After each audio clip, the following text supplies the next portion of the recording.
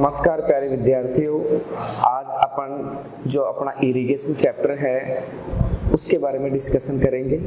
और इरिगेशन के अंदर जो भी अपने एग्जाम से रिलेटेड क्वेश्चन है उन क्वेश्चन के बारे में बात करेंगे। और मैं आप लोगों से उम्मीद करता हूं कि आप इस चैप्टर को बहुत बारीकी से नज़र से देखोगे ताकि आपके अच्छी तरह समझ में आए। अपना जो पहला पार्ट था एग्रीकल्चर के अंदर, पहला पार्ट था अपना सॉइल साइंस। सॉइल साइंस के 4 पार्ट हमने कंप्लीट पढ़ लिए। अब उसकी एक प्रॉब्लम क्लास जो होगी, उस प्रॉब्लम क्लास के अंदर जो माइनर जो चीजें छूटी हुई है उनके बारे में अपन डिस्कशन करेंगे और वहां से क्वेश्चन पुट अप करेंगे अपन, ताकि सॉइल पूरा अपना कंप्लीट हो सके। तो आज अपन बात करेंगे अपने इरिगेशन चैप्टर की। तो देखो, जो इरिगेशन है, पहली बात करेंगे कि इरिगेशन का अर्थ क्या होता है। इरिगेशन को हिंदी में अपन बोलते हैं सिंचाई। तो यहाँ पर देखो, जो इरिगेशन है, इरिगेशन का अर्थ क्या होता है कि जो पौधा है या जो फसल है, उस फसल में जो कृत्रिम रूप से सिंचाई देने की जो विधि है, उस विधि को अपन इरिगेशन कहते हैं। यहाँ अपन बात करते हैं कि पौधों को सिंचाई की क्यों आवश्यकता रहती है। तो पौधों को देखो सिंचाई की इसलिए आवश्यकता रहती है कि मृदा में से पौधा पोषक तत्वों को अवशोषित करने के लिए जल की आवश्यकता रहेगी, क्योंकि जल के द्वारा इन पोषक तत्वों को विलयशील अवस्था में बदलकर पौधों को उपलब्ध करवाया जाता है। इसके साथ ही पौधे के विकास व वृद्धि के लिए भी जल की आवश्यकता होती है। पौधे में भोजन के लिए भी जल की आवश्यकता होती है। तो सभी मेटाबॉलिक जो क्रियाएं होती है, उन क्रियाओं के अंदर क्या होता है, जल की आवश्यकता होती है। तो यहाँ पर देखो, जो अपना टॉपिक है वो टॉपिक है आपका इरिगेशन और उसकी विधियां। तो इरिगेशन और जो उसकी विधियां है ना, इन विधियों के बारे में अपन बात करेंगे। तो इन विधियों की देखो, पहला जो है, पहला आपने पढ़ा सिंचाई। तो जो सिंचाई है, इस सिंचाई की अपन बात करेंगे कि सिंचाई की जो डेफिनेशन है वो क्या है। तो फसलों में कृत्रिम रूप से पानी देने की क्रिया को सिंचाई कहा जाता है। फसलों के अंदर आपने देखा होगा, आप है ना, जैसे क्यारी धोरा विधि के द्वारा सिंचाई करते हो, फव्वारा विधि के द्वारा सिंचाई करते हो। ऐसी जो चीजें हैं वो क्या है, उसके मेथड्स ऑफ इरिगेशन, सिंचाई के वो मेथड है। ठीक है, तो फसलों में कृत्रिम रूप से पानी देने की जो क्रिया है, उस क्रिया को सिंचाई कहा जाता है। अब अपन बात करेंगे सिंचाई की जो विधियां हैं। इन विधियों को मोस्टली 2 भागों में बांटा गया है। पहला जो भाग है वो है आपका पृष्ठीय सिंचाई की विधियां। देखो, पृष्ठीय सिंचाई की विधियों की अपन बात करेंगे। पृष्ठीय सिंचाई की विधियों का अर्थ ये होता है कि जो अपना खेत है, उस खेत के अंदर खुले के अंदर अपन पानी छोड़ते हैं, उस क्रिया को पृष्ठीय सिंचाई की विधियां कहा जाता है। अब इसकी जो टाइप्स है वो अलग अलग है। जैसे यहाँ अपन बात करेंगे इसकी जो निम्न विधियां हैं, इसकी निम्न विधियों में पहली विधि है बेटा आपके जिसे प्रवाह विधि। तो यहाँ अपन बात करेंगे जो प्रवाह विधि है, प्रवाह विधि के अंदर क्या होता है। तो यहाँ पर देखो, जो प्रवाह विधि है, प्रवाह विधि के अंदर क्या होता है, जो खेत होता है, इस खेत के अंदर पानी को क्या होता है, खुला छोड़ा जाता है। ठीक है, जैसे अपन बात करेंगे, जैसे ये अपना एक खेत है, इस खेत के अंदर अपन क्या करेंगे, ये अपना जो खेत है, इस खेत के अंदर अपन क्या करते हैं, जैसे यहाँ पर पानी को खुला छोड़ते हैं। ठीक है, तो यहाँ पर पानी को खुला छोड़ेंगे, इससे क्या होगा, यहाँ पर है ना, जैसे पानी आएगा और इस पूरे खेत के अंदर क्या करता है, सिंचाई करता है।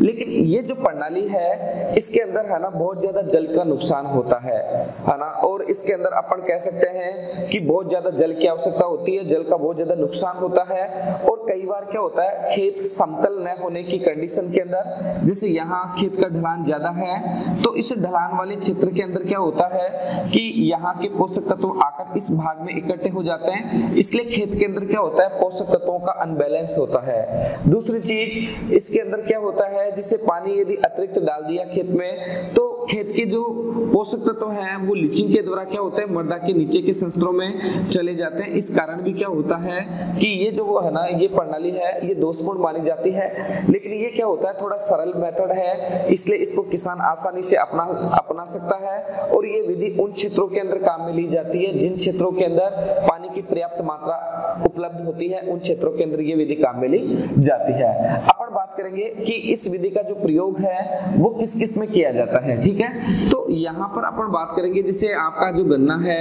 गन्ने के अंदर ये विधि काम मिलेंगे। जैसे आपका कपास है, कपास के अंदर ये विधि काम मिलेंगे। एक आता है आपका राइस है, राइस के अंदर ये विधि काम में लेंगे। तो आपसे पूछा जाए कि जो कपास है ना और जो गन्ना है, या आपसे ये पूछ लिया जाए कि प्रवाह विधि है मोस्टली किन किन फसलों के अंदर काम में ली जाती है, तो ये विधि आपके गन्ना है, कपास है, चावल है आदि की फसलों के अंदर काम में ली जाती है। ठीक है, तो यहाँ पर जो क्वेश्चन बनता है वो ये है, जो पृष्ठीय सिंचाई की विधियां हैं उनमें सर्वाधिक जो नुकसान होता है जल का वो किस विधि में होता है, तो वो होता है बेटा आपके प्रवाही विधि के अंदर। ठीक है, आपसे पूछा जाए प्रवाही विधि किन किन फसलों में काम में ली जाती है, तो गन्ना है, कपास है, चावल है, इन फसलों के अंदर ये काम में ली जाती है। उसके बाद में देखो जो नेक्स्ट मेथड है अपना, वो नेक्स्ट मेथड है आपका क्यारी धोरा विधि, है ना। तो यहाँ पर जो क्यारी धोरा विधि है, क्यारी धोरा विधि की अपन बात करेंगे, चेक बेसिन जिसको बोल सकते हैं। दूसरी जो अपनी विधि है वो है आपकी क्यारी धोरा। तो क्यारी धोरा जो विधि है, क्यारी धोरा विधि के अंदर देखो अपन क्या करते हैं कि इस विधि का जो दूसरा नाम है वो है चेक बेसिन, और ये पृष्ठीय सिंचाई की विधियां। पृष्ठीय सिंचाई का मतलब क्या होता है, खेत में पानी को खुला छोड़ना। तो पृष्ठीय सिंचाई की विधियों में सबसे ज्यादा अपनाई जाने वाली और सबसे ज्यादा जो किसान काम में लेते हैं वो विधि कौन सी है, आपकी क्यारी धोरा विधि। और ज्यादातर जो उत्तर भारत के लोग हैं, उत्तर भारत के जो किसान हैं, वो पृष्ठीय सिंचाई की विधियों में क्यारी धोरा विधि का सबसे ज्यादा यूज करते हैं वो। अब अपन बात करेंगे क्यारी धोरा विधि के अंदर क्या होता है। ठीक है, तो देखो यहाँ अपन बात करेंगे जैसे एक ये अपना खेत है,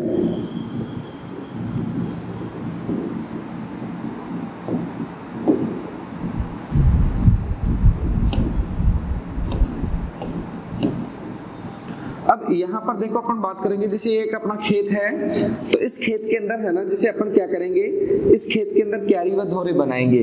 जैसे खेत है, खेत को मुख्य बीच में से जैसे यहाँ पर एक धोरा निकाल दिया।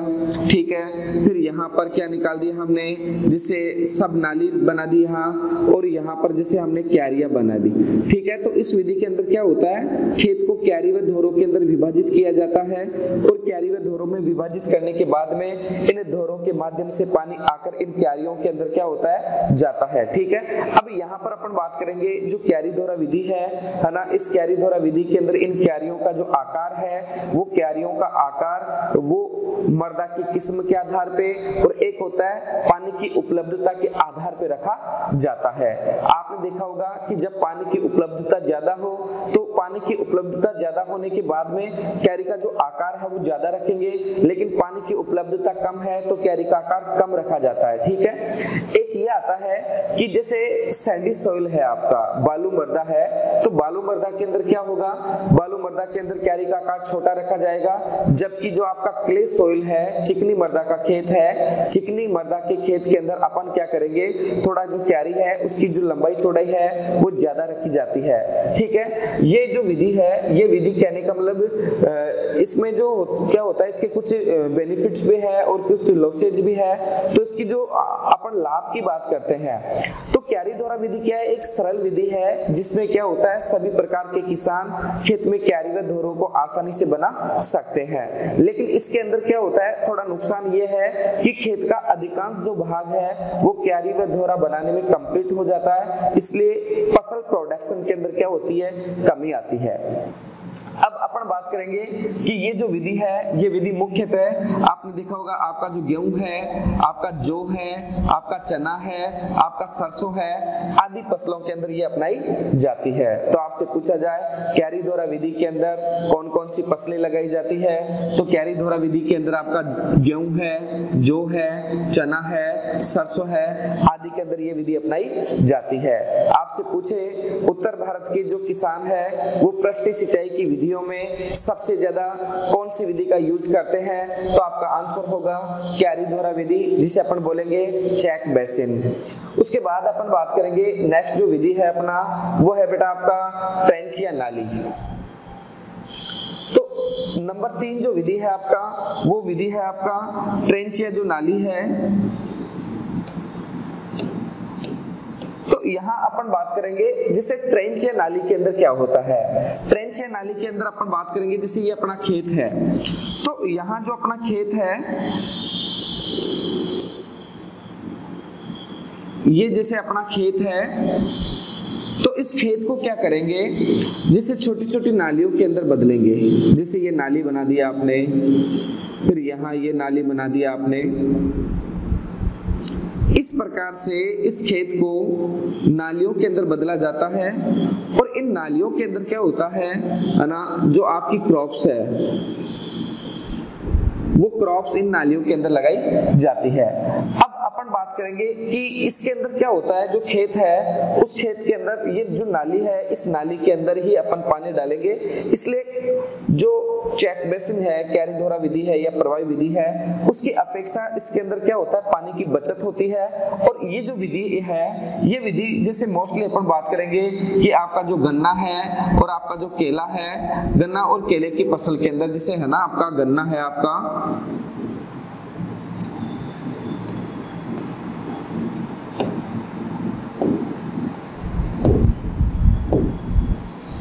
जैसे आपका जो गन्ना है, गन्ना और जो केला है, गन्ना और केले की फसलों के अंदर ये मोस्टली ये विधि अपन काम में ले सकते हैं। ठीक है, तो पहला जो मेथड था पृष्ठीय सिंचाई की विधियों में प्रवाही विधि, दूसरा था आपका चेक बेसिन कैरीधोरा विधि, और तीसरा मेथड है आपका नाली विधि। तो नाली विधि के अंदर मैंने आपको बताया कि किस प्रकार से खेत में अपन नालियां बनाते हैं, और नालियां बनाकर इन नालियों के अंदर फसल लगाई जाती है, और फसल लगाकर इन नालियों के अंदर पानी छोड़ा जाता है। तो ये आपकी जो ट्रेंच या जो नाली विधि है वो कंप्लीट है। उसके बाद में है ना, अपन बात करेंगे जो नेक्स्ट विधि है आपकी, नेक्स्ट विधि है आपकी,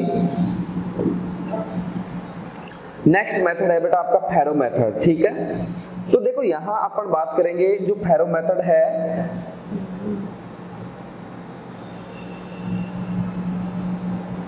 फैरो मेथड क्या होता है। ठीक है, फैरो मेथड के अंदर क्या है, जैसे आपके देखो फैरो मेथड के अंदर क्या होता है, एक फैरो यंत्र आता है, उस फैरो यंत्र के द्वारा जैसे जो आपकी मर्दा है ना, उस मर्दा को चीर दिया जाता है। ठीक है, फैरो यंत्र के द्वारा जो मर्दा है आपकी, उस मर्दा को चीर दिया जाता है, और उस चीरे हुए भाग के अंदर क्या होता है, फसल लगाई जाती है। ठीक है, जैसे ये आपका फैरो है, तो इस फैरो के द्वारा मर्दा को चीर दिया जाता है, और मर्दा को चीरने के बाद में इस चीरे हुए भाग के अंदर अपन क्या करेंगे, अपन फसल लगाएंगे, और चीरे हुए भाग में फसल लगाने के बाद में अपन है ना, इस चीरे हुए भाग के अंदर क्या करते हैं, सिंचाई करते हैं। तो यहाँ पर जो क्वेश्चन बनता है, पृष्ठीय सिंचाई की विधियों में सबसे ज्यादा जल की बचत वाली जो विधि है वो विधि कौन सी है, तो वो विधि है बेटा आपका फैरो विधि। ठीक है, तो देखो यहाँ पर फैरो यंत्र के द्वारा मर्दा को चीर दिया जाता है, और इस चीरे हुए भाग में फसल लगाकर सिंचाई की जाती है।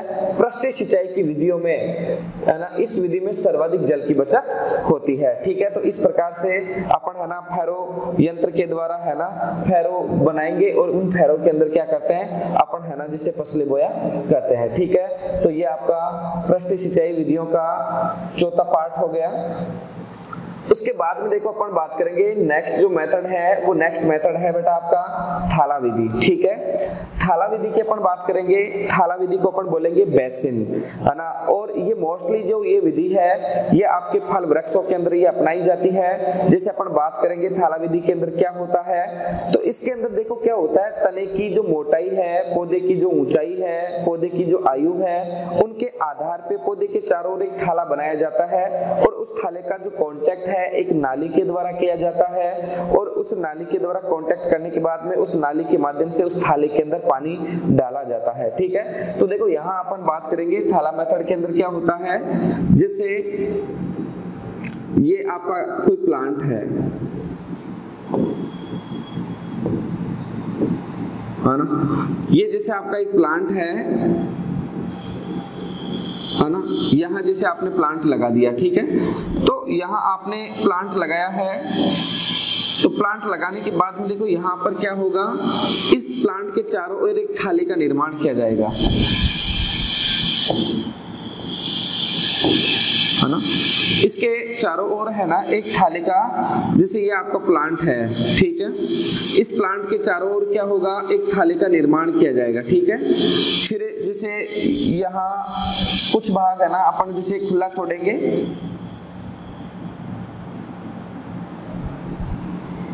ये जैसे आपका थाला है ना, ये जैसे आपकी एक नाली है, जैसे यहाँ से एक नाली है, यहाँ आपने एक पौधा लगाया है,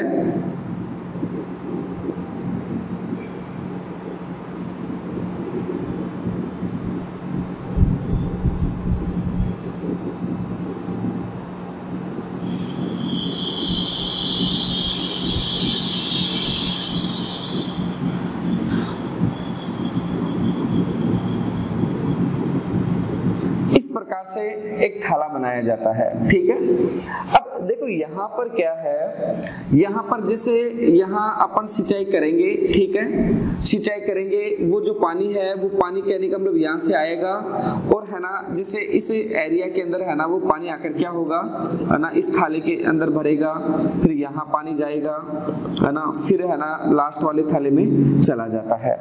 लेकिन ये जो विधि है, इस विधि को अपन दोषपूर्ण मानेंगे, क्योंकि देखो इस विधि के अंदर क्या होता है कि जो लास्ट का थाला है, ये जो अंतिम थाला है आपका, इस अंतिम थाले के अंदर क्या होता है, पानी ज्यादा आने के कारण है ना ये यहाँ पर वाटर लॉगिंग की समस्या पाई जाती है और जल की अधिकता होने के कारण यहाँ पर डैम्पिंग ऑफ, जिसे आप है ना आर्द्र गलन के नाम से जानते हो,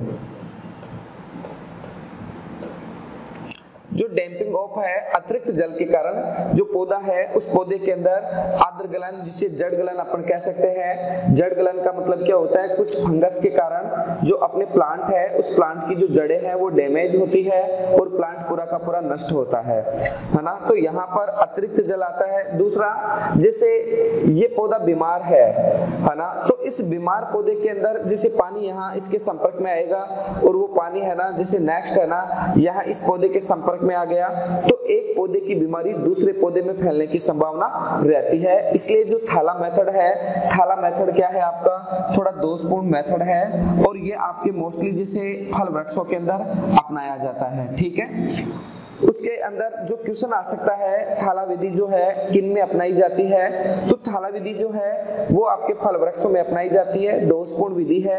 एक पौधे से दूसरे पौधे में बीमारी फैलने की संभावना हो सकती है ना, और अंतिम थाले के अंदर पानी ज्यादा रहने से जड़ गलन या आर्द्र गलन रोग होने की संभावना रहती है। अब देखो यहाँ पर जो है एक थाला विधि का जो सुधरा हुआ रूप है, थाला विधि को मॉडिफाइड किया गया और एक विधि का निर्माण किया गया जिसे रिंग मेथड है ना। तो यहाँ पर जो रिंग मेथड है, रिंग मेथड की अपन बात करेंगे। रिंग मेथड जो है वो है आपका वलय। यहाँ पर देखो ये जो आपका रिंग मेथड है इसे अपन बोलेंगे, जिसे वलय विधि भी बोल सकते हैं। तो ये थाला विधि का सुधरा हुआ रूप है जिसमें पौधे के चारों ओर मिट्टी छोड़ी जाती है। अब थाला विधि और रिंग मेथड के अंदर बस अंतर इतना सा है कि उस विधि के अंदर पौधे के चारों ओर मिट्टी नहीं छोड़ी जाती थी, बाकी इस विधि के अंदर पौधे के चारों ओर मिट्टी छोड़ी जाती है, जिससे क्या होता है जो पौधा है वो पौधा जल के संपर्क में नहीं रहता और वहां पर क्या है, वहां पर जैसे है ना जैसे डिजीज फैलने की संभावना क्या रहती है, कम रहती है। जैसे यहाँ अपन बात करेंगे, जैसे आपने है ना ये जैसे एक थाला बना दिया,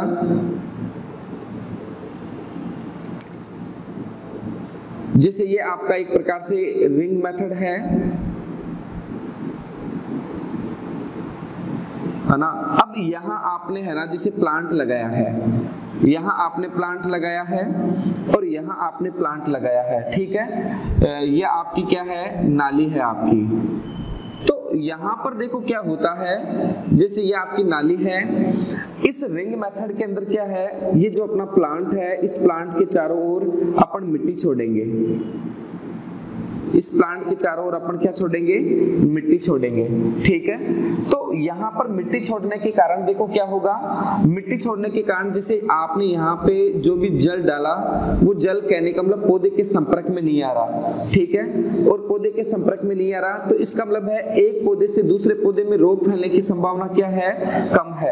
तो आपसे पूछा जाए थाला विधि का शुद्रवा रूप क्या है, तो थाला विधि का शुद्रवा रूप क्या है, वलय विधि है। ठीक है, ये आपकी कहने का मतलब है ना, वलय मेथड आपका कंप्लीट है। उसके बाद में देखो अपन बात करेंगे, नेक्स्ट आता है आपका पृष्ठीय सिंचाई की विधियां। तो यहाँ पर जो पृष्ठीय सिंचाई की विधियां हैं, पृष्ठीय सिंचाई की विधियों के बारे में अपन पृष्ठीय सिंचाई की विधियों में एक आते हैं पृष्ठ पट्टी बॉर्डर विधि। ठीक है, तो पृष्ठ पट्टी जो बॉर्डर विधि है इसके अंदर देखो क्या होगा, यहाँ अपन बात करते हैं इस मेथड के अंदर क्या होता है। तो देखो यहाँ पर क्या होता है, जो खेत होता है उसको पट्टियों के अंदर विभाजित किया जाता है। ठीक है, जैसे अपन बात करेंगे ये आपका जो खेत है, ये आपका एक खेत है। अब इस खेत को अपन क्या करेंगे, पट्टियों में विभाजित करेंगे। इस खेत को पट्टियों में विभाजित करने के लिए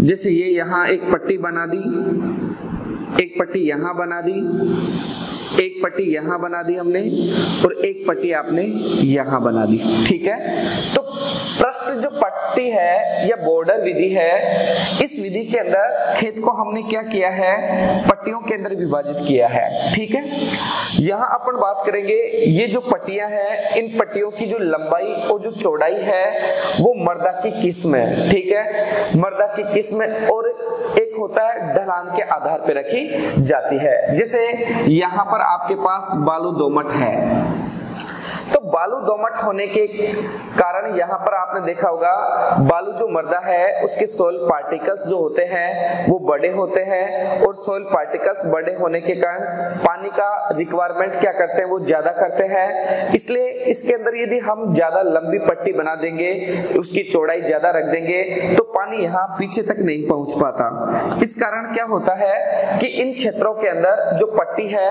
ना, बालू दोमट मृदा के अंदर जो पट्टी है, उस पट्टी की जो लंबाई है वो कितनी रखेंगे अपन, 60 से 100 मीटर।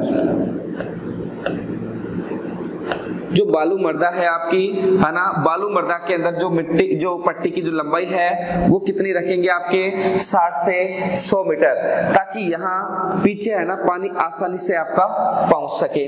उसके बाद में देखो एक आता है कि जहाँ सैंडी सोइल होगी वहां ढलान ज्यादा रखा जाएगा, क्योंकि ढलान ज्यादा रखा जाएगा तो पानी आसानी से है ना नीचे की ओर आ सकता है। तो यहाँ पर जो ढलान है वो कितना रखा जाएगा, 0.45 से 0.65। तो यहाँ अपन बात करेंगे कि ये जो ढलान है बालू मृदा के अंदर वो ढलान रखा जाएगा जो है ना 0.45 से 0.65। तो यहाँ से क्वेश्चन आता है, वो क्वेश्चन आता है कि बालू दोमट मृदा के अंदर जो पट्टी है उस पट्टी की लंबाई है वो कितनी रखी जाती है, 60 से 100 मीटर। पट्टी का जो ढलान है वो कितना रखा जाता है, 0.45 से 0.65। ठीक है, परसेंटेज। उसके बाद अपन बात करेंगे, एक आता है आपका मध्यम दोमट। ठीक है, मध्यम दोमट जो मृदा है, इस मृदा के अंदर बालू मृदा की अपेक्षा जो पट्टी है उस पट्टी की लंबाई थोड़ी ज्यादा रखेंगे और ढलान थोड़ा क्या रखेंगे, कम, क्योंकि इसमें पानी है वो आसानी से है ना आगे की ओर चला जाएगा। तो यहाँ अपन बात करेंगे जो बालू मृदा है, बालू मृदा के अंदर जो पट्टी की जो लंबाई है वो रखेंगे आपके 80 से 150 मीटर। और यहाँ पर देखो जो मिट्टी का जो ढलान है वो रखेंगे आपके 0.25 से 0.45%। पट्टी का जो ढलान है वो कितना रखेंगे, 0.25 से 0.45%। तो आपसे पूछा जाए मध्यम जो दोमट मृदा है, मध्यम दोमट मृदा के अंदर जो पट्टी है उस पट्टी की जो लंबाई है वो इसकी अपेक्षा थोड़ी ज्यादा रखेंगे, ढलान थोड़ा क्या रखेंगे, कम रखेंगे। उसके बाद अपन बात करेंगे, एक आता है आपका क्ले सॉइल, है ना। क्ले सॉइल की अपन बात करेंगे, चिकनी मृदा। तो चिकनी मृदा के अंदर क्या होगा कि चिकनी मृदा के अंदर जैसे पानी है वो आसानी से आगे की ओर है ना मूव हो सकता है, इसलिए यहाँ जो पट्टी है, पट्टी की जो लंबाई है वो 150 से 300 मीटर के आसपास रखेंगे, ठीक है। और यहाँ पर देखो जो ढलान है वो ढलान रखेंगे 0.05%। ये इसके अंदर क्या रखा जाता है, पट्टी का ढलान रखा जाता है, ठीक है। तो ये जो विधि है, इस विधि के अंदर जैसे मुख्य रूप से कौन कौन सी फसलें लगाई जा सकती है, तो इसके अंदर है ना जैसे आपका कपास है आपका, उसके अलावा जैसे आपका धान है, इसके अलावा जैसे आपका आलू है ना, आपका जैसे वीट है, गेहूं है ना, सरसों है, ये विधि आदि फसलों के अंदर अपनाई जा सकती है, ठीक है। तो आपसे पूछा जाए पृष्ठ पट्टी या जो बॉर्डर विधि है, इस बॉर्डर विधि के अंदर किस प्रकार की क्रिया होती है। यहाँ आप लोगों को सबसे ज्यादा जो ध्यान रखना है, बालू दोमट मृदा में पट्टी की लंबाई, और दूसरा है ढलान, जो है ढलान जो वाली मृदा, जो ढलान है कितना परसेंटेज रखा जाता है। मध्यम दोमट मृदा में लंबाई कितनी रखेंगे, ढलान कितना है। क्ले जो चिकनी मृदा है उसमें पट्टी की लंबाई कितनी रखेंगे, और यहाँ पर है ना ढलान कितना रखा जाता है।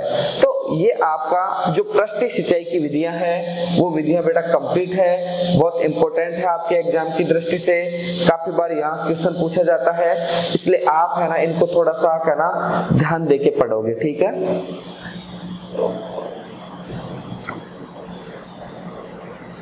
नेक्स्ट जो विधि आती है वो नेक्स्ट विधि है बेटा आपके अपृष्ठीय सिंचाई की विधियां, ठीक है। अब अपृष्ठीय सिंचाई की जो विधियां हैं उन विधियों के अंदर अपन बात करेंगे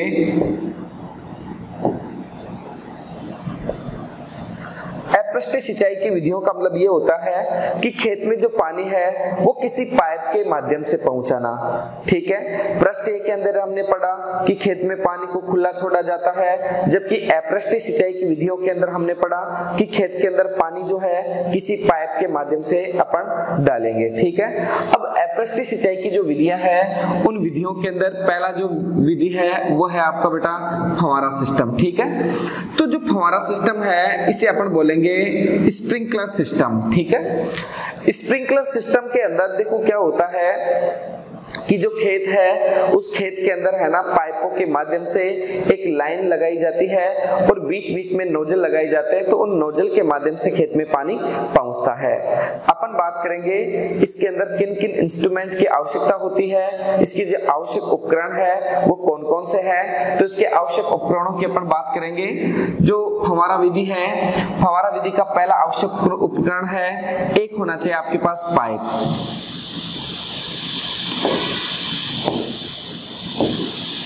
एक क्या होना चाहिए आपके पास, एक पाइप हो। अब यहाँ अपन बात करेंगे फव्वारा जो सेट होता है, फव्वारा सेट की जो पाइप की जो लंबाई है वो कितनी रखी जाती है आपके 6 मीटर। यदि आपने जेट के पुराने पेपरों को पढ़ा हो तो जेट 2009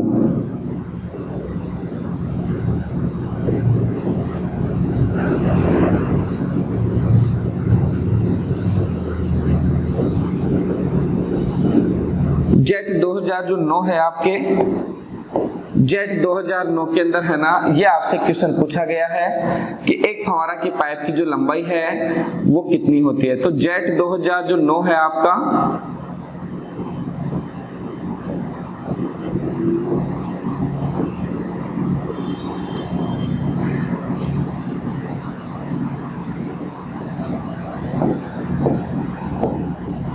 तो जेट 2009 के अंदर यहाँ क्वेश्चन पूछा गया है फव्वारा की पाइप की जो लंबाई है वो कितनी है। ठीक है, तो फव्वारे की पाइप की जो लंबाई है वो 6 मीटर, या अपन है ना इसको फीट में बदलेंगे तो 20 फीट के आसपास है ना इसकी लंबाई आती है। ठीक है, उसके बाद में देखो दूसरा है एक इसका आवश्यक अंग है वो है बेटा आपका नोजल। तो यहाँ अपन बात करेंगे नोजल की।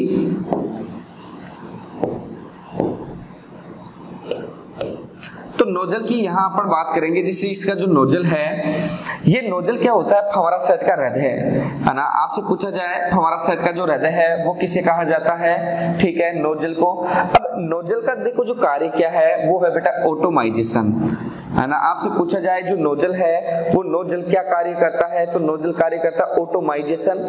ऑटोमाइजेशन का मतलब क्या होता है, जैसे आपने देखा होगा नोजल जो है वो पानी को है ना बौछार के रूप में है ना या बूंदों के रूप में बखेरने का काम करता है। ठीक है, या पानी को बूंदों के रूप में तोड़ने का काम करता है। ठीक है, तो यहाँ पर देखो ऑटोमाइजेशन, पानी का बूंदों के रूप में तोड़ना ऑटोमाइजेशन कहलाता है। ठीक है, बहुत इंपॉर्टेंट है कि फव्वारा सेट में पानी का जो ऑटोमाइजेशन है वो किसके द्वारा किया जाता है बेटा, आपके जैसे नोजल के द्वारा। एक आता है बेटा आपके राइजर। तो यहाँ देखो अपन बात करेंगे राइजर की। राइजर क्या है, जो आपका पाइप और जो आपका नोजल है उसके बीच का जो कनेक्शन जो होता है, उस बीच की जो पाइप है उस पाइप को अपन क्या बोलेंगे, राइजर बोलेंगे। ठीक है, पहला उपकरण था पाइप जिसकी लंबाई 6 मीटर या 20 फीट हो। एक आता है नोजल सेट का हृदय जिसका कार्य पानी का ऑटोमाइजेशन करना हो। एक आता है राइजर, जो नोजल का जो पाइप है उसे अपन राइजर बोलेंगे। एक आता है बेटा जिसे कपलर। तो यहाँ देखो जो कपलर है वो कपलर क्या होता है, दो पाइपों को आपस में जोड़ने का काम करता है, उसे अपन क्या बोलेंगे, उसे अपन कपलर बोलेंगे। ठीक है, एक आता है दो शाखाओं के मध्य जो दूरी रखी जाती है वो कितनी रखी जाती है, 12 मीटर। ठीक है, जिसे यहाँ अपन बात करेंगे जिसे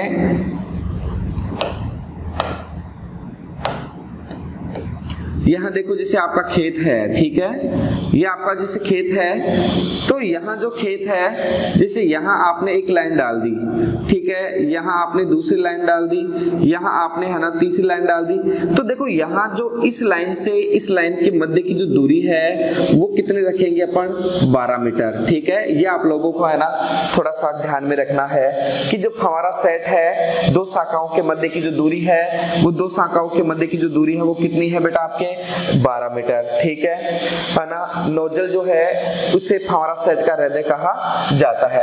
अब इसके बारे में देखो जो और भी क्वेश्चन है जो अपने एग्जाम्स के अंदर अपने से पूछे जाते हैं, उन क्वेश्चनों की अपन बात करेंगे कि जो फव्वारा विधि है इसमें जल की जो बचत है, जो जल की बचत है वो कितनी होती है।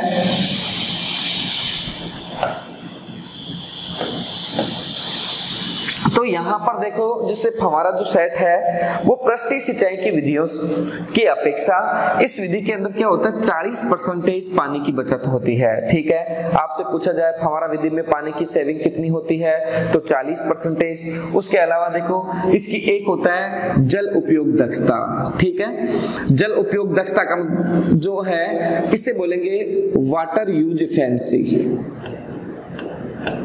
है ना।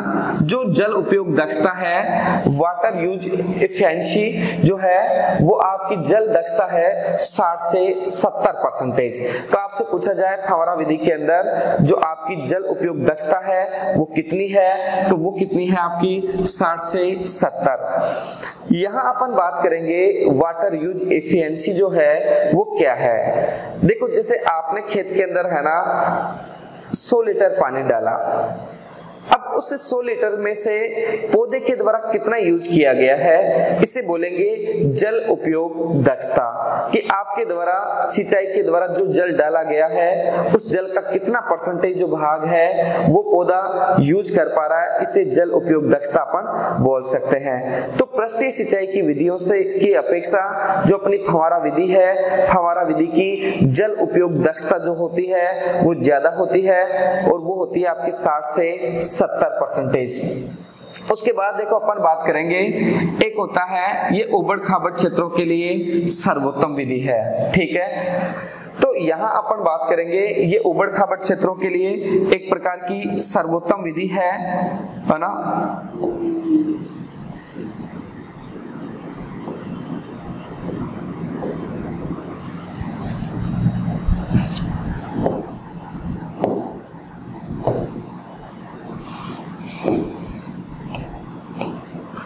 यहाँ पर देखो ये जो विधि है वो उबड़ खाबड़ क्षेत्रों के लिए सर्वोत्तम विधि है, ठीक है। जैसे आपने देखा होगा उबड़ खाबड़ क्षेत्रों की अपन बात करेंगे, उबड़ खाबड़ क्षेत्रों के लिए सर्वोत्तम विधि क्यों है, क्योंकि जो पृष्ठीय सिंचाई की विधियां हैं, पृष्ठीय सिंचाई की विधियों के द्वारा अपन खेत के प्रत्येक भाग तक पानी पहुंचा नहीं सकते, ढलान अधिक होने के कारण वो पृष्ठीय सिंचाई की विधियां उपयुक्त नहीं है। लेकिन जब से फव्वारा सिस्टम आया है, स्प्रिंकलर सिस्टम के आने के बाद में उबड़ खाबड़ क्षेत्रों के अंदर है ना कृषि का प्रोडक्शन बहुत ज्यादा बढ़ा है। जैसे राजस्थान के अंदर है ना, जैसे बीकानेर है आपका, जैसलमेर है, बाड़मेर है, वहां पर जो मरुस्थलीकरण था, जो टीलेदार संरचनाएं थी उनको थोड़ा बहुत समतल करके वहां फव्वारे के द्वारा बहुत ज्यादा बड़े स्तर पे कृषि कार्य किया जा रहा है, जो किसानों के लिए बहुत ज्यादा फायदेमंद है, ठीक है। लेकिन उबड़ खाबड़ क्षेत्रों के लिए सर्वोत्तम है, लेकिन लवणीय सारी क्षेत्रों के लिए ये उपयुक्त नहीं मानी जाती। जिन क्षेत्रों में खारा पानी होता है उन क्षेत्रों के लिए ये विधि अनुपयुक्त मानी जाती है, क्योंकि इन क्षेत्रों के अंदर क्या होता है, खारे पानी के कारण जो अपने जो फेरस या लोहे के बने हुए जो इंस्ट्रूमेंट होते हैं वो जल्दी खराब हो जाते हैं, इसलिए लवणीय क्षेत्रों के लिए इस विधि को अनुपयुक्त माना गया है। साथ ही क्या होता है, जैसे खारे पानी की बौछार के द्वारा कई बार जो अपने बीज का जो अंकुरण है वो भी प्रभावित होता है, इसलिए उबड़ खाबड़ क्षेत्रों के लिए सर्वोत्तम है, लेकिन लवणीय सारी क्षेत्रों के लिए ये अनुपयुक्त विधि मानी जाती है, ठीक है। उसके बाद में देखो एक आता है बहुत इंपॉर्टेंट है आपके, जो फव्वारा विधि है। फव्वारा विधि के अंदर जो पाइप है उस पाइप में पानी का जो प्रेशर है वो कितना है, 2 से 2.5 किलो घन क्यूब, है ना। जैसे आपका जो पाइप है उस पाइप के अंदर जो पानी का जो प्रेशर है ये पानी का जो प्रेशर है वो कितना होना चाहिए, वो पानी का प्रेशर होना चाहिए आपकी 2 से 2.5 केजी घन क्यूब, है ना। तो यहाँ ये भी इंपॉर्टेंट क्वेश्चन है, ठीक है। तो जो आपका फव्वारा विधि है, फव्वारा जो विधि है इसके अंदर पाइप की लंबाई 6 मीटर या 20 फीट, है ना। नोजल है, ये फव्वारा सेट का हृदय है, ये ऑटोमाइजेशन का कार्य करता है जिसमें पानी बूंदों के रूप में टूटता है। उसके बाद क्या है कि यहाँ अपन बात करेंगे कपलर क्या है, 2 पाइपों को जोड़ने वाली संरचना को कपलर कहते हैं। पानी की बचत कितनी होती है, यहाँ पर 40% पानी की बचत होती है, और यहाँ 60 से 70% वाटर यूज इफिशिएंसी है, जिसमें जल उपयोग दक्षता है ना 60 से 70% होती है। उसके बाद में उबड़ खाबड़ क्षेत्रों के लिए सर्वोत्तम विधि, लेकिन ये लवणीय सारी क्षेत्रों के लिए अनुपयुक्त विधि मानी जाती है। 2 शाखाओं के मध्य की जो दूरी है वो है आपकी 12 मीटर। अब यहाँ देखो अपन बात करेंगे, एक आता है कि जब हवा जो हवा है वो 13 मील पर हावर से ज्यादा हो, ठीक है। जब आपने फव्वारा सेट लगा दिया और फव्वारा सेट लगाने के बाद में हवा की जो गति है वो 13 मील से है ना पर घंटे से रफ्तार ज्यादा होगी, तो उस समय ये विधि वहां पर असक्सेस है, क्योंकि क्या होता है हवा के प्रेशर से आपने देखा होगा फव्वारा सेट का पानी जो है वन साइड जाता है, ठीक है। तो ये आपका है ना, हमने फव्वारा सेट या स्प्रिंकलर सिस्टम की डिटेल्स पढ़ी, एग्जाम की दृष्टि से बहुत इंपॉर्टेंट है ना, बहुत ही ज्यादा इंपॉर्टेंट। तो आप लोग है ना इसको आराम से थोड़ा सा समझने का प्रयास करोगे। नेक्स्ट अपना जो मेथड है वो मेथड है बेटा आपका ड्रिप विधि, है ना। ड्रिप विधि की जो नाम है टपका विधि, बूंद बूंद विधि, और एक आता है बेटा माइक्रो इरिगेशन या सूक्ष्म सिंचाई। तो यहाँ पर जो ड्रिप विधि है उसके जो चारों नाम है वो आपको पता होना चाहिए, टपका, बूंद बूंदार, माइक्रो इरिगेशन, और एक होता है बेटा सूक्ष्म सिंचाई। तो देखो यहाँ अपन बात करेंगे जो ड्रिप विधि है, ड्रिप विधि का जो आविष्कार है वो किस वैज्ञानिक के द्वारा किया गया। जो ड्रिप विधि का आविष्कार है एक इजराइल का वैज्ञानिक था जिनका नाम था सिमका ब्लास। बहुत इंपॉर्टेंट है, बहुत एग्जाम में आता है कि ड्रिप विधि का आविष्कार किस देश के द्वारा किया गया। तो ड्रिप विधि का जो आविष्कार है वो किस देश के द्वारा किया गया है, इजराइल के द्वारा। इजराइल में क्या है, पानी की बहुत ज्यादा शॉर्टेज है। पानी की समस्या के कारण वहां के जो एग्रीकल्चर साइंटिस्ट है वो लगातार है ना इसके बारे में प्रयास कर रहे हैं, लगातार एक्सपेरिमेंट कर रहे हैं और सिंचाई के मेथड्स जो है इंपोर्टेंट मेथड्स है वो लगभग वहीं से दिए गए हैं। ठीक है, तो यहाँ पर इजराइल के सिमका ब्लास ने इस विधि का आविष्कार किया गया है। यह सिंचाई की सबसे सर्वोत्तम विधि है। आप लोगों से ये पूछा जाए कि सिंचाई की सबसे सर्वोत्तम जो विधि है वो विधि कौन सी है, तो वो विधि है बेटा आपके ड्रिप विधि। ठीक है, अब वो विधि सबसे सर्वोत्तम क्यों है, क्योंकि इस विधि में जो वाटर सेविंग है वो ज्यादा है, वाटर होल्डिंग कैपेसिटी है ना, ये जल उपयोग दक्षता है वो इस विधि की बहुत ज्यादा है और कम पानी के अंदर एक लंबे एरिया के अंदर अपन सिंचाई कर सकते हैं। ठीक है, तो देखो यहाँ अपन देखेंगे, यहाँ पर देखो एक क्वेश्चन आया, फल वृक्षों के लिए सबसे सर्वोत्तम विधि कौन सी है। ठीक है, तो आपसे पूछा गया या वहां पर है ना ये था पिछले कुछ सालों पहले एग्जाम में पूछा गया कि ड्रिप विधि सबसे सर्वोत्तम रहती है सब्जियों के लिए, फलों के लिए। ठीक है, तो यहाँ आपको सब्जियों और फलों में से है ना आंसर देना होगा फलों के लिए। तो ड्रिप विधि है ना सबसे सर्वोत्तम सिंचाई की विधि है, लेकिन है ना ये देखा जाए कि किसके अंदर सबसे सर्वोत्तम है, तो वह आपके फल वृक्षों के अंदर। ठीक है, उसके बाद में देखो इस विधि में क्या होता है, 60 से 70% पानी की बचत होती है। वहां हमने फव्वारा के अंदर हमने पढ़ा 40% क्या होती है, पानी की सेविंग होती है। ठीक है, एक आता है इसकी जो जल धारण जो दक्षता है, इसकी जो जल दक्षता है वो कितनी है आपके, वो जल दक्षता है बेटा आपके जैसे 90 से 95।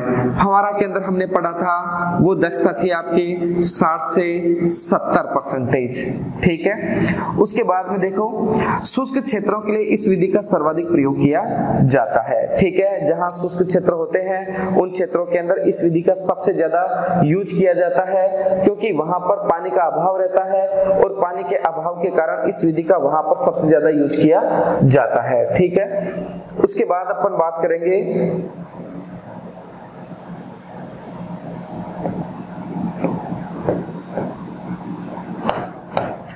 यहाँ पर देखो इसके इमिटर्स के 1 घंटे में, इसके इमिटर्स के द्वारा 1 घंटे में 3 से 4 लीटर पानी का डिस्चार्ज किया जाता है। देखो यहाँ पर इमिटर्स की बात करेंगे तो ये आपकी फव्वारा सेट की पाइप है। ठीक है, इस पाइप में यहाँ पर छोटे छोटे है ना छिद्र होते हैं, उसमें इमिटर्स लगे हुए रहते हैं और ये जो इमिटर्स है ये इमिटर्स क्या करते हैं, 1 घंटे में लगभग 3 से 4 लीटर पानी का क्या करते हैं, डिस्चार्ज करते हैं। तो 1 घंटे के अंदर इमिटर्स के द्वारा ड्रिप विधि के अंदर कितने पानी का डिस्चार्ज किया जाएगा, वो किया जाएगा आपके 3 से 4 लीटर। बहुत इंपॉर्टेंट क्वेश्चन है, काफी बार एग्जाम में पूछा जाता है। उसके बाद में देखो अपन बात करेंगे जैसे ये जो इसका पाइप है, इसके पाइप में जो पानी का प्रेशर है,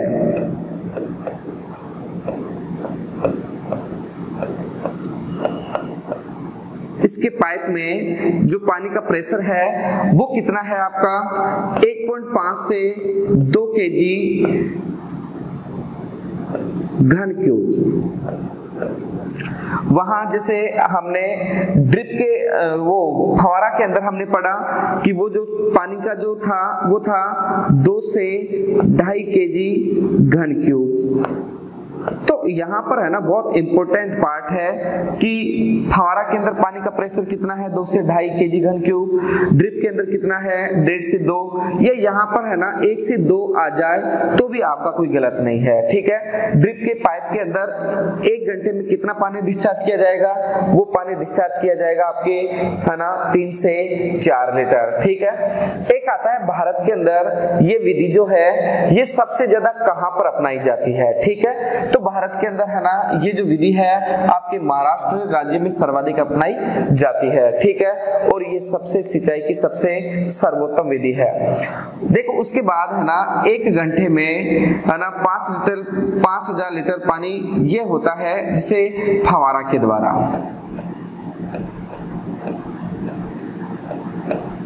कि जो फव्वारा होता है उस फव्वारे के अंदर 1 घंटे में कितना पानी डिस्चार्ज किया जाता है, तो फव्वारे के द्वारा 1 घंटे के अंदर 5000 लीटर पानी का डिस्चार्ज किया जाता है। ठीक है, तो फव्वारा के द्वारा जो पानी का जो डिस्चार्ज है वो कितना है आपका, है ना, वो है आपके 1 घंटे में 5000 लीटर। ठीक है, लेकिन जिसे ड्रिप की अपन बात करेंगे, ड्रिप में कितना है 3 से 4 लीटर पर आवर। ठीक है, तो यहाँ पर ये आपका जो ड्रिप मेथड है वो आपका कंप्लीट है, बहुत इंपॉर्टेंट मेथड है ना, बहुत ही इंपॉर्टेंट है। आपसे पूछा जाता है कि जैसे अपने है ना जो नेक्स्ट मेथड है वो नेक्स्ट मेथड है बेटा आपका रेनगन मेथड। ठीक है, तो यहाँ रेनगन मेथड की बात करेंगे, यह अपने मूल स्थान से है ना 27 मीटर की दूरी तक पानी फेंकता है। ठीक है, तो अपने मूल स्थान से रेनगन क्या होता है, जिससे एक ऐसा फव्वारा होता है जिसके अंदर है ना एक बहुत बड़ी गन लगी हुई रहती है। ठीक है,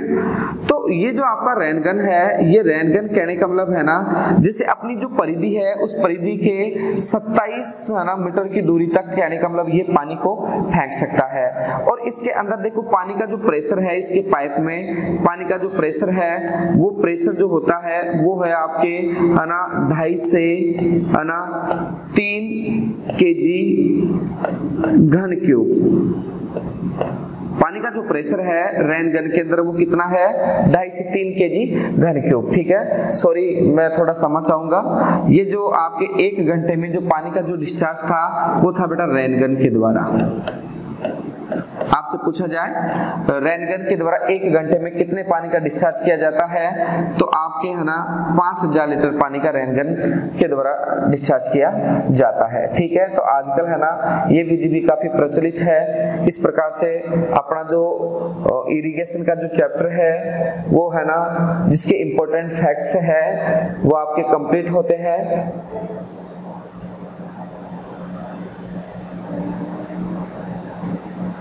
उसके बाद अपन बात करेंगे, देखो कुछ महत्वपूर्ण तथ्य है ना, शुद्ध संचित जो एरिया है वो कितना है अपने,